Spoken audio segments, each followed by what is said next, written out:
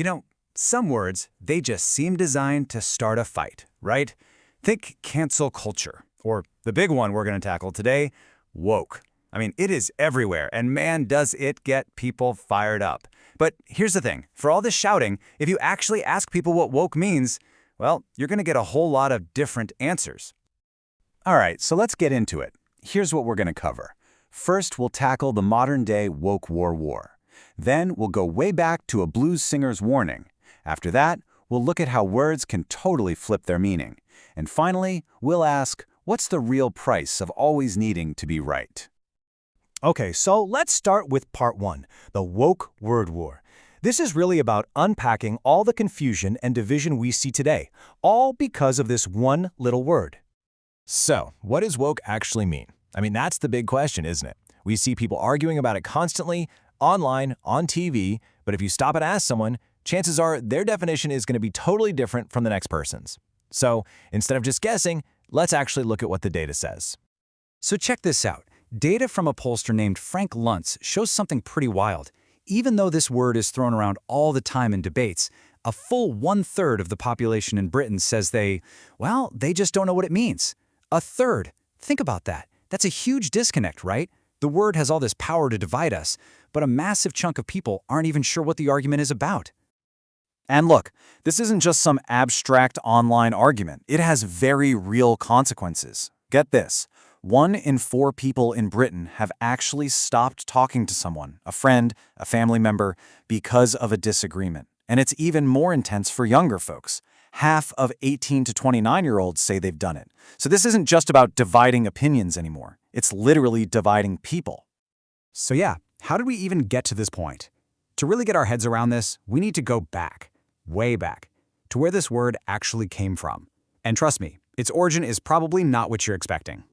The story of woke really kicks off almost 100 years ago. It starts out as a warning, tucked away in a song. From there, it becomes this really important term for awareness in the African-American community. And then bam, sometime in the 2010s, it just explodes. It goes completely mainstream.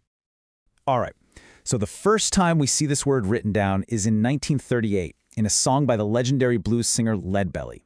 He was singing about the Scottsboro Boys, a truly heartbreaking story.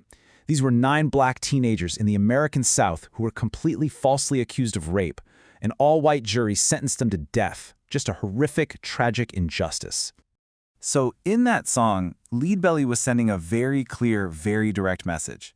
He was telling other black Americans, hey, you gotta be awake. You have to be aware of the danger of the racial prejudice you're going to face down here. You see, in the beginning, staying woke had nothing to do with online arguments. It was about survival.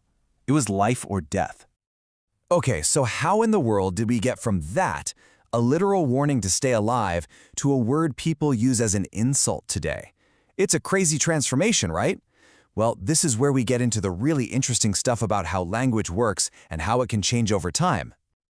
The first major change was that the meaning started to stretch.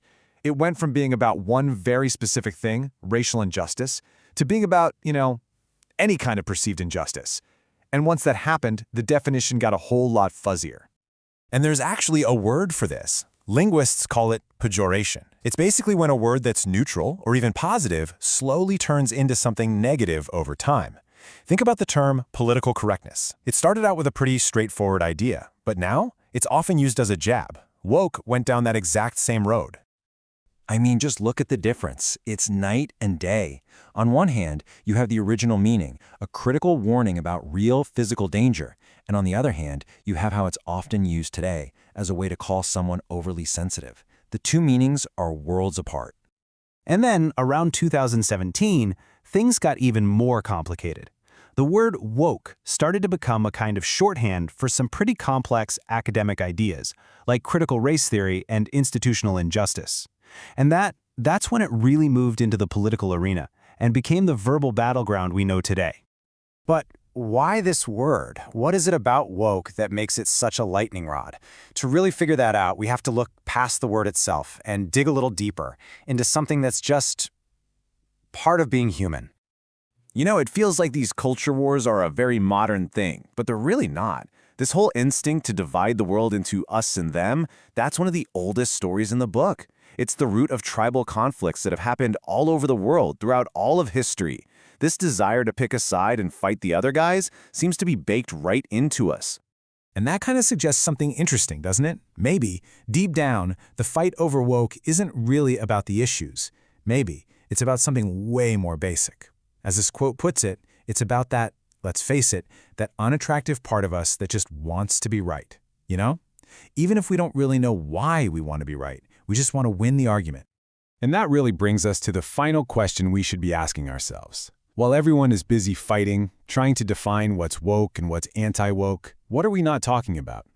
Could it be that this entire argument is just a massive distraction? A distraction from the real, actual problems that we really need to work together to solve? That is something to think about.